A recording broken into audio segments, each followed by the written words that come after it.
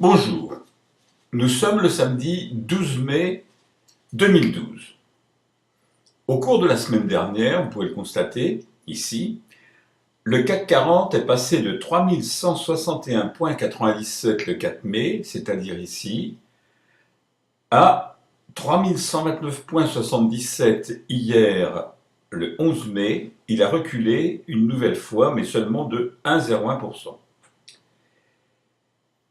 Si je regarde le déroulement de cette première semaine, c'est-à-dire ici, de cette première semaine post-électorale, je m'aperçois qu'il y a eu un très grand chandelier blanc ici, donc qui laissait penser qu'il y aurait une amélioration nette de l'évolution du CAC, mais très vite, on est passé à une série de petits chandeliers noirs qui nous ont conduits jusqu'à ce dernier chandelier blanc d'hier, donc vendredi.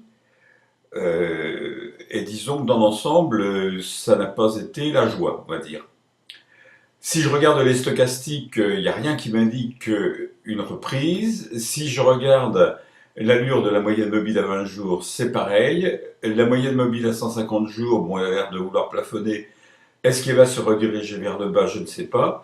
Maintenant, il faut s'attendre, alors ça je vous le dis tout de suite, c'est terminé, nous avons un nouveau président de la République, ça ne veut pas dire du tout que... Mais les effets, on va dire, sur la bourse sont passés. Bien au contraire, parce que là, en ce moment, on a l'impression qu'on est dans une attitude d'expectative.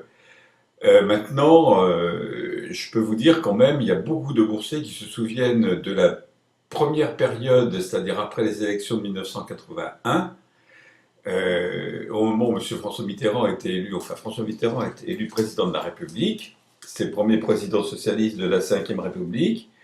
Là maintenant on a le deuxième, on est encore dans l'incertitude si vous voulez, d'autant plus que son gouvernement n'est pas formé. Il a une grosse tâche qui l'attend, j'ai vu ce qu'il doit faire mardi, mercredi, jeudi et vendredi. Il y a de quoi occuper sainement un homme, disons. Mais espérons que ça fonctionnera bien. Maintenant, je vais vous dire bien franchement, à mon avis, il faut quand même vous attendre à une période, non pas de déconvenue, mais une période au cours de laquelle on va un petit peu en baver quand même. Et ça n'est pas parce que c'est un président socialiste. Hein. Si ça avait été de nouveau Sarkozy, ça aurait été la même chose. Alors, voici donc pour le CAC 40. Qu'est-ce qui se passe maintenant en direction des autres éléments qu'on a l'habitude d'analyser, par exemple l'euro-dollar? Alors, l'euro-dollar, comme vous pouvez le constater ici, l'euro-dollar, lui, il a continué à chuter depuis le début du mois de mai, on va dire. Et la parité euro-dollar est passée de 1,3089 pour 1 euro le 4 mai, c'est-à-dire ici, à 1,2923 pour 1 euro hier le 11 mai. Donc on est passé d'un chandelier, bon, qui est rouge, c'est un noir, à un chandelier noir. Donc rien de changé, si vous voulez. La seule différence, c'est que la baisse continue. La baisse continue, rien n'indique que ça va changer dans l'immédiat, puisque la moyenne mobile à 20 jours, vous voyez ce qu'elle fait. La moyenne mobile à 150 jours, vous voyez ce qu'elle fait aussi. Vous voyez que les cours évoluent depuis 15 jours, disons pratiquement, entre la moyenne mobile à 20 jours et la borne inférieure de Bollinger. Tout ça n'encourage pas à penser qu'il va y avoir une hausse de la parité euro-dollar. Cela dit, je vous dis tout de suite, ça n'est pas dû qu'au résultat des élections en France. Hein. La crise est dans toute l'Europe, y compris en Allemagne, parce que les Allemands, il ne faut pas vous faire d'illusions, ils sont eux aussi en pleine crise.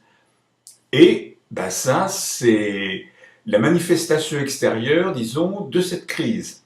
Ce qui ne signifie pas que les Américains connaissent un meilleur sort que nous, je vous le dis tout de suite. Bon. Cela dit, voilà pour l'euro-dollar. Qu'est-ce qui se passe maintenant en direction de l'or? Ben pour l'or, c'est pratiquement la même chose, c'est-à-dire que son cours est passé de... Alors, je regarde le chiffre parce que je n'aime pas les imprécisions. De 1641,60 l'once le 4 mai, c'est-à-dire ici, à 1581 dollars l'once tout rond le 11 mai, c'est-à-dire ici. Donc, depuis ici jusqu'à ici, l'heure a baissé de 3,69%, c'est quand même une sacrée baisse. Alors, regardez bien, la moyenne mobile à 150 jours baisse, la moyenne mobile à 20 jours, n'en parlons pas. Les cours suivent la borne inférieure de Bollinger. Ici, du côté des stochastiques, c'est quand même un petit peu la cata. Donc, il n'y a rien, apparemment, qui indique une reprise probable, relativement proche, en tout cas, hein, j'entends, parce que ça ne veut pas dire l'or va se reprendre, ça c'est une chose certaine, de la valeur de l'or.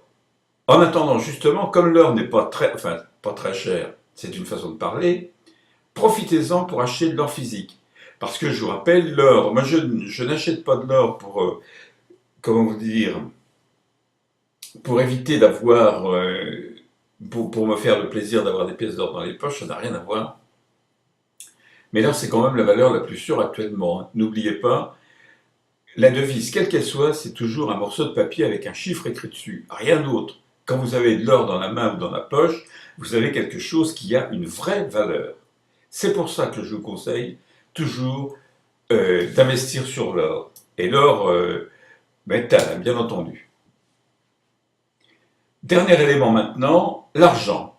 Eh bien l'argent, vous le voyez, il suit pratiquement le même chemin que l'or. Regardez depuis combien de temps il est en dessous de la moyenne mobile à 20 jours. C'est, disons, depuis la mi-avril, à peu de choses près.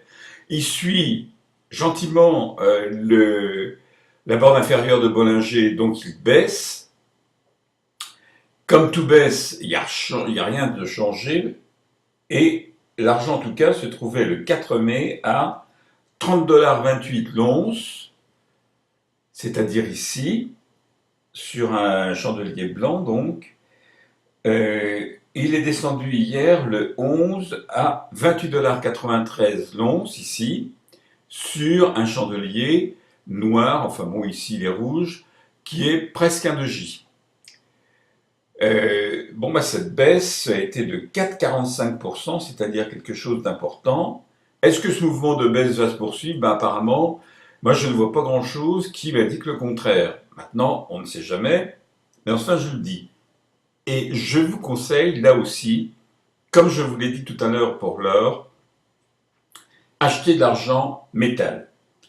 Alors, la preuve que cet argent est bien en train de baisser, en particulier par rapport à l'or, c'est que le ratio or-argent est passé de 1 sur 54,21 le 4 mai, donc ici,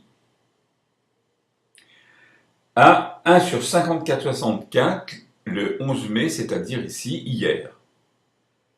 Cela dit, c'est tout ce que je peux vous dire à peu de choses près. Je vous souhaite de passer une bonne semaine boursière, et je vous dis, comme d'habitude, à samedi prochain.